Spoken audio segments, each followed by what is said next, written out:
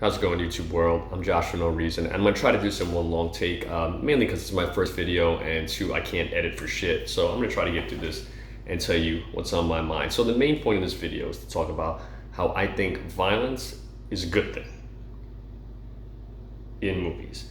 So what prompted this was Infinity War and the MCU in general. Spoilers for Endgame and the MCU and Infinity War if you haven't seen it. I don't know where you've been, but go see it if you haven't seen it. So I love the MCU, and I think the movies are well made. I think they're well crafted. I think they're well acted. I think they're well written, and I think it's like something we've never seen before in film history.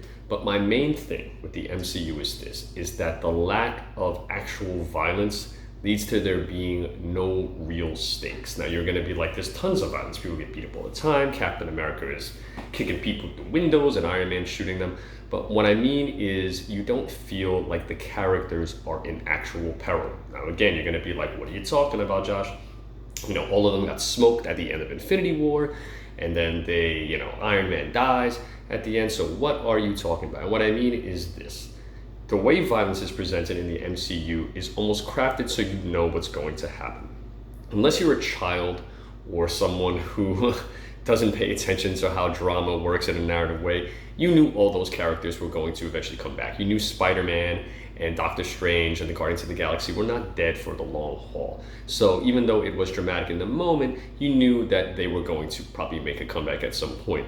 And even when Iron Man dies, you understand that one of the main characters was going to have to go. You probably thought it was either going to be Captain America or it was going to be Iron Man. So on some level, you're already preparing yourself for it. And I get that these are PG-13 comic book movies and they don't have to be dramatic like that, but I think that's the thing that keeps them from getting to the larger plateau in the consciousness of film, or in the zeitgeist of being that next level of having just gravity in film. And I'm going to give you an example. So I'm a child of the 80s, and when I was a kid, my parents let me see super violent movies. I know, great parenting on their part, but I'm seeing Total Recall and RoboCop and Lethal Weapon. And one of the films I remember the most as a kid is Terminator 2. It's a classic in every sense of the word. But the way that Cameron uses violence in that film is extraordinary. So very early on in the film, we see the T-1000 kill John Connor's adopted parents, specifically his his adoptive father, in a very violent way. Now, this is just not violence for violence sake. We need to see these things so we know the T-1000 means business, and that this could happen to the protagonist that we come to love, enjoy, and root for during the film. But you need to see this visceral violence on screen in order for the movie to work the way it does.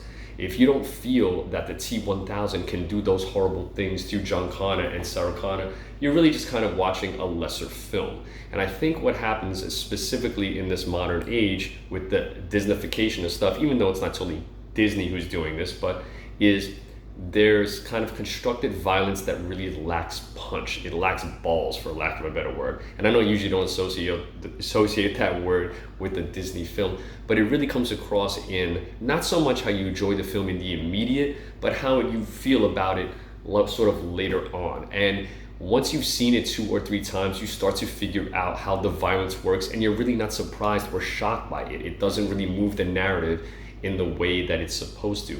And you might say, hey, that's a very violent R film, Josh, Terminator 2. Well, I'll give you another example.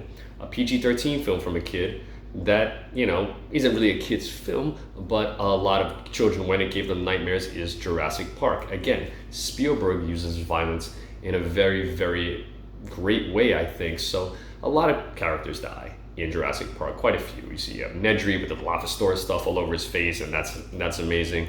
You have the lawyer who dies early on. He gets eaten by the T-Rex.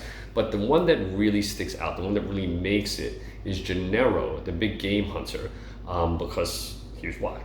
You have him in the famous clever girl scene.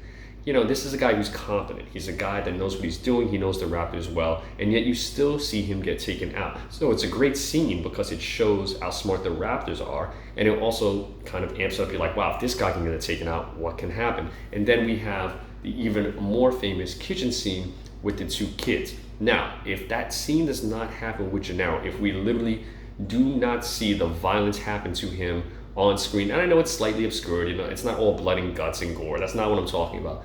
But if they were to remove that scene from the movie and just go directly to the raptors going after the kids in the kitchen, it wouldn't have the same kind of weight. You need to know that they are in peril. And there needs to be something in the back of your mind that goes like, if they get caught, they're done. And I think a lot of these movies now, whether they be fantasy films or comic book movies, they tend to construct worlds where they have outs, and I think that just leads the audience to go like, hey, nothing's really that important. Another mistake that I think studios make in terms of violence is when you can tell that it's meant to be an R or PG, or there's some scene that's supposed to have more weight and gravity and they just edit it to like, so there's none. It really just kills the film. And I don't think they realize how much it can kill the momentum or the suspense in a film, having one or two scenes when the audience just knows. They know that something else, something deeper was supposed to happen. And I'm not just saying that films have to be all blood and gore and guts and stuff like that to be. There's tons of films that I love that almost have like no violence in them. But there has to be a scene, at least one or two, where you feel the weight, and it has to be a finite thing. And I think that the MCU fails at this a lot. There have been deaths that have lasted, you know, you can point to Thor's mom, you can point to, Odin and things like that. Now Loki may not come, but you know Loki's coming back, so it doesn't even matter. But the thing is these movies are entertaining, but they can't get beyond being entertaining when you know kind of how things are gonna go down. And another example I want to use is the early seasons of Game of Thrones. Now, we can all talk about how it ended, but the thing that the Game of Thrones did well, and I know the books are written before them, and so you could say the books as well, is that you didn't know what was going to happen, and it used violence not just for shock value, but to move the plot along to the point where you're like, anyone could go. And I know I'm not the first person to talk about this. People have talked about this at length, ad nauseum, but it's another example of how to correctly use death and violence in a movie in order to keep it going. And I think the MCU, has a problem with this because they don't want to let anything go, because they want to make money. They want to be able to continue to use these characters. So this isn't a knock on the MCU per se. It's just saying that I think this is what's keeping it from reaching that higher plateau. Not on money, man. They make as much money as God. Who knows how much money more they're going to make. But I think the DC universe, to switch gears a little bit, has a prime opportunity right now to create a universe that has more weight, that has more gravity. And they've kind of done it in the past already with The Dark Knight. I know that was separate from the DCEU and everything like that, but Christopher Nolan, in The Dark Knight, for all its praise, one of the most poignant scenes is when Batman can't save Rachel and Harvey Dent. And you know that that's finite. You know that that's real. You know they're not coming back in like the last act or anything. Where like Harvey Dent's not going to get any redemption arc. And Rachel's not going to be like, oh, I was just kidding, I was over here when it blew up. That's not going to happen. There's no magic stones that are bringing them back. And even though everyone talks about Ledger, I think that's the scene in the famous shot when you see Batman, his silhouette, because he knows that he failed to do that. And the thing that makes the movie so immensely watchable, besides the great performances, is there's a part of you that goes, maybe he'll save them this time. You need that as a like you like, but he doesn't.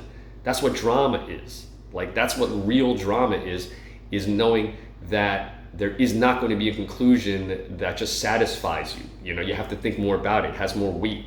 And I think that the DC universe, especially with the new Batman trailer that just dropped, this looks like a universe where if you get killed, you stay killed.